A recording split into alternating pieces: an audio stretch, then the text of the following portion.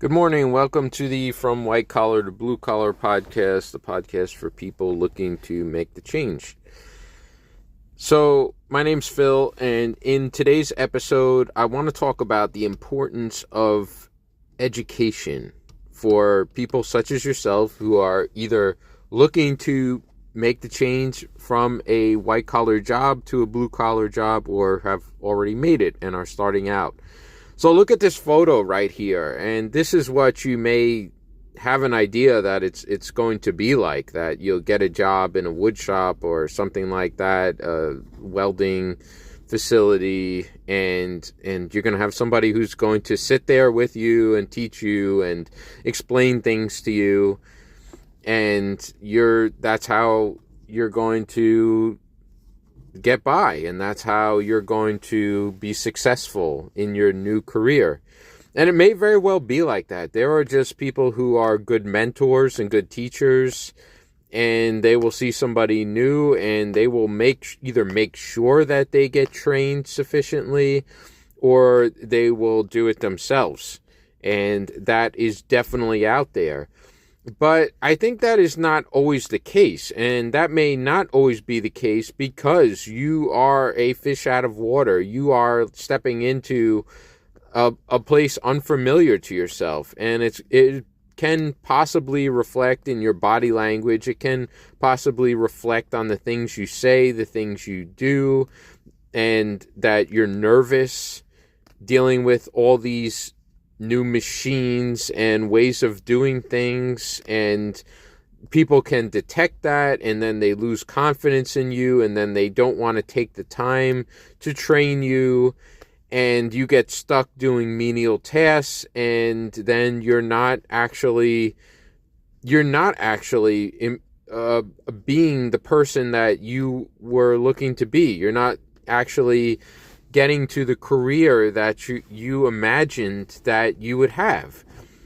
And this can be a very difficult thing. It's almost like when people say going to the beach, that you don't want to fall under the waves. You want to stay above the waves.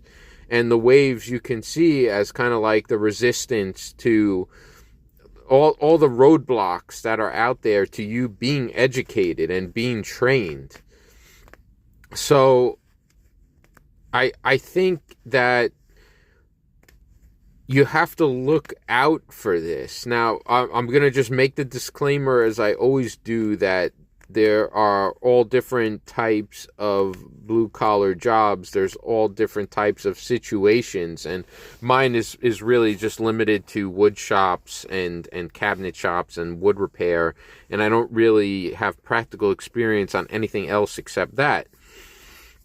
But I have seen this resistance, and I've experienced it myself in my own professional career. And that was because I'm not, some people are very good at faking confidence, but even if you are that type of person, like sooner or later in blue collar work, it's going to show through that you don't know what the hell you're doing. And, because it's just very hard to BS things. Like things are either done right or they're not. Like that's just a very like a creed of a lot of people in blue collar work, is that things got to be done right, and they have all these slogans that are kind of like they take pride in. But I think they're also used to sometimes exclude people or to intimidate people from reaching their potential. Like, so what I mean is that, like, if you're in a wood shop, there may be already a couple of people working there who are experienced. Now, for somebody to come in from out of nowhere and start to now learn, like I said, my experience is in wood shops. Now somebody else knows how to operate the table saw. Now that person can be seen as a competitor to the experienced people already there. Now, if that person is kind of kept in their place and is just the guy who collects the wood after the experienced person cuts it, and he's the person who puts it into a pile, and he just does like sanding and sweeps the sawdust on the floor, drives the truck to deliver finished product. Then that person is kind of kept in almost like a servile position where they're not competing with the experienced people, and they're doing the menial tasks that the other people may not want to do. So on some level, I don't think a lot of people do it intentionally, but I think it's something to watch out for. And so what is the solution to that?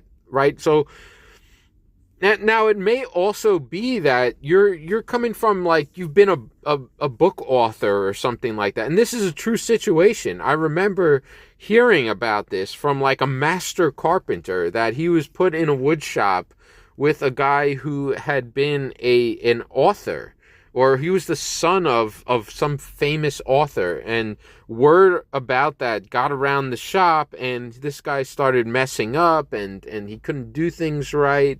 And then, it almost became like a kind of mockery to him, and it probably didn't go very well. Maybe he was successful, or maybe he wasn't, but just he had gotten that label on him. And so what it can also mean is just that people genuinely lose confidence in you. They find out that you were this or that, or you're the son of this person, this famous person, and you come from a life of privilege where they come from like the streets or whatever, nonsense they want to put out there, the school of hard knocks. And you can become that in that kind of way, just that, where people just genuinely lose confidence in you. Now, if the guys on the shop floor lose confidence in you, or see it in their best interest not to train you, then the manager of the shop can also lose confidence in you, and it can become a hard transition to just move up in this career, in this business. You can get stuck doing that menial work, and it could mean that it's going to take a lot of time for you to move up, or you may not at all. You'll get frustrated and just leave.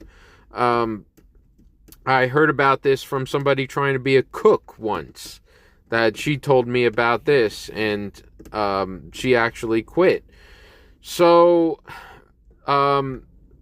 I had this discussion with a mechanic once, and we were just kind of like, I guess, commiserating on this for a while, but he started to get annoyed after a while. And he was like a master mechanic for one of the car companies, like one of the guys when you go to the dealership, he's in the service department. They're very educated. So he told me, he's like, yeah, I just really had to be firm with the people there, and like just like kind of take them aside, or really like speak in a very direct way to them, that like, you got to show me how this is done. You got to show me how to do it, because you have to kind of make these guys feel that you're worth it to be trained, that you feel that you have that value within you, that you can be trained, and that you need to do something to make it worth their time to train you. Now, once you do, and there may be that resistance at first, they just want to, they don't want to deal with the wood not being cut right, and then they got to, order some more, and then the truck's got to come in, and everybody's pissed and all that, and they got to correct your mistakes.